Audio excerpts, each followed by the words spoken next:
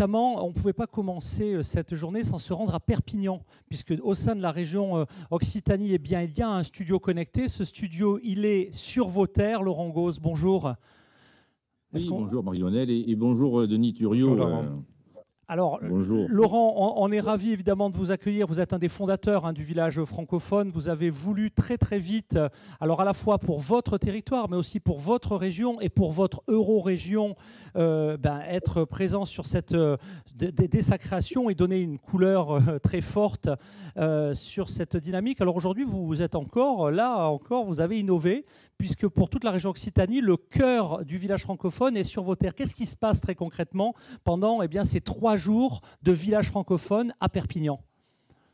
Mais Marie-Lionel, déjà de remercier l'appui de la communauté urbaine et de son président qui est à côté de moi. Et on va ouvrir dans quelques minutes une table ronde avec les services de l'État et Kevin Mazoyer, sous-préfet des Pyrénées-Orientales, qui sera avec nous, et l'ensemble de la French Tech de Perpignan. Et ce qu'on a essayé de faire en dehors des pitchs, alors on a dit appel de FIG, et la région, on a fait un partenariat, région ad hoc et PMM, Perpignan Méditerranée, et ce qui nous permet de pouvoir faire pitcher 11 startups de l'Occitanie, mais 22 de notre agglomération, de notre département, donc 33, un ensemble assez complet. Et puis pour pouvoir essayer de diffuser cette ambition qu'on a apportée ensemble depuis 4 ans au CES de Las Vegas, de réunir l'ensemble des forces vives du département autour de tables rondes pour voir également, en tant qu'élu, on a le président qui participe à nos côtés, de voir l'intérêt que peuvent avoir l'ensemble des entrepreneurs de notre département sur la politique numérique et digitale, et qui est portée en grande partie par l'agglomération,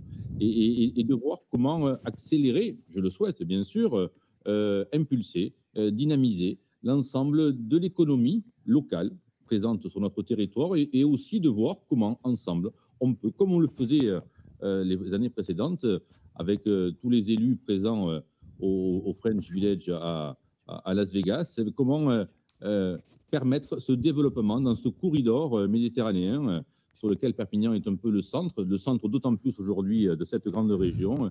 Comment développer encore un peu plus cette ambition que l'on porte depuis quelques années. Eh bien, en tout cas, un grand merci. On sait que vous avez, et vous illustrez vraiment avec la dynamique de Perpignan, toute cette...